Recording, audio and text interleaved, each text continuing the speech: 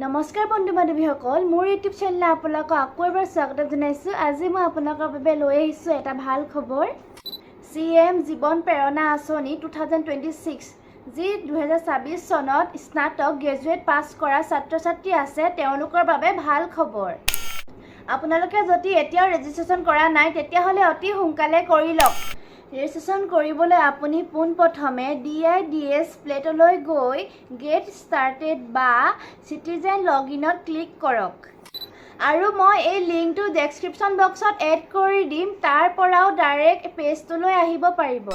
তাৰপিছত ৰেজিষ্টাৰ বিকল্পটো বাছি লৈ আপোনাৰ 10টা সংখ্যাৰ মোবাইল নম্বৰটো লিখক। নিয়ম আৰু চৰ্তসমূহ গ্ৰহণ কৰি OTPৰ জৰিয়তে পাছপোৰ্ট চেক কৰক। লগইন কৰাৰ পিছত ডেস্কবৰ্ডলৈ যাওক। ইয়াত এপ্লাই টেবত গৈ আপোনাৰ আবেদনৰ স্থিতি পৰীক্ষা কৰিব পাৰিব। যিহেতু অনলাইন আবেদন প্ৰক্ৰিয়া 2026 চনৰ ছেপ্টেম্বৰ মাহত আৰম্ভ হ'ব।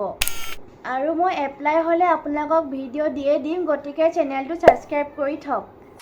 আৰু এই আঁচনি অনলাইন আবেদন আছাম DIDS পৰ্টেল dids.assam.gov.in ৰ জৰিয়তে কৰা হ'ব। আৰু এই যোগ্য প্ৰাৰ্থীসকলে পাবলগীয়া বিত্তীয় সাহায্য মাহিলী বা এককালীনভাৱে 2500 টকা লাভ কৰিব। ধন্যবাদ।